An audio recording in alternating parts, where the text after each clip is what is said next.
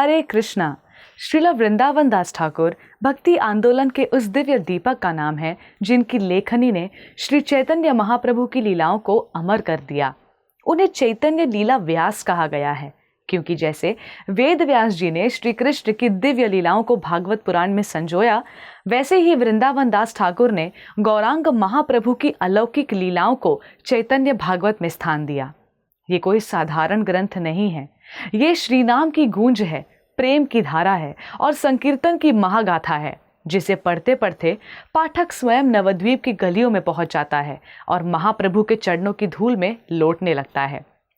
वृंदावन दास ठाकुर का जन्म एक पवित्र ब्राह्मण परिवार में हुआ और वे नारायणी देवी के पुत्र थे। वही नारायणी जिन्हें स्वयं चैतन्य महाप्रभु ने बाल्यकाल में अपने हाथों से प्रसाद खिलाया था। कहा जाता है कि उस प्रसाद के साथ महाप्रभु का प्रेम भी नारायणी देवी के हृदय में उतरा और उसी प्रेम का प्रतिरूप थे वृंदावन दास ठाकुर। वे श्रीनिवास आचार्य के आश्रय में पले बड़े और बचपन से ही भगवान नाम के गुणगान में डूबे रहते। उन्होंने संकीर्तन आंदोलन की केवल स्तुति नहीं की, उसे शब्दों का रूप दिया, उसे लिपिबद्ध किया और भावी पीढ़ियों के लिए एक अमूल्य निधि छोड़ दी। चैतन्य भागवत की रचना कोई साधारण कार्य नहीं था, ये एक तपस्या थी, एक संकल्प था उस महान लीला को संसार के हृदय में उतार देने का, जिसे केवल दुर्लभ आत्माएं ही देख पाती थीं। उन्होंने महाप्रभु के बाल्य लीला, नवद्वीप लीला और संन्यास लीला को ऐसे जीवंत वर्णों में प्रस्तुत किया कि पाठक स्वयं उस युग में प्रवेश कर जाता है। उन्होंने न केवल महाप्रभु के चमत्कारों का वर्णन किया, बल्कि उनके प्रेम, उनकी दया और उनके नाम संकीर्तन के महत्व को भी तीव्र भावों के साथ उतारा। वृंदावन दास ठाकुर की भाषा सरल थी, लेकिन उसमें गूंजता था हृदय का कंपन, भक्ति की करुण पुकार और कृष्ण नाम की आग।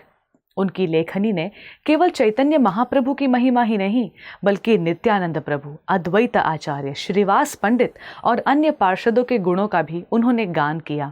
उनके ग्रंथ से पता चलता है कि संकीर्तन केवल एक आंदोलन नहीं, बल्कि एक जीवित चेतना है, एक अनंत ध्वनि है जो युगों युगों तक गूंजती रहेगी।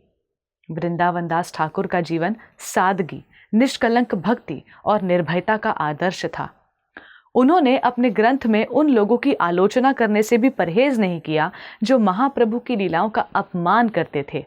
वे केवल भक्त नहीं, एक शब्द योद्धा थे जिन्होंने कलम से धर्म की रक्षा की। अपने अंतिम वर्षों में वे पूर्ण रूप से साधना और लेखन में लीन हो गए थे।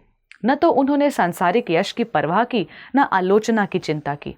उनका लक्ष्य केवल एक था, गौरांग महाप्रभु की महिमा को यथावत सत्य और श्रद्धा के साथ जगत के सामने रखना।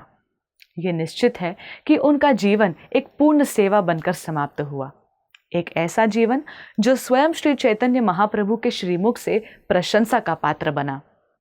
वृंदावन दास ठाकुर की दिव्यता आज भी जीवित है, हर उस भक्त के हृदय में जो चैतन्य भागवत का पाठ करता है और महाप्रभु के नाम में डूबा रहता है। धन्यवाद।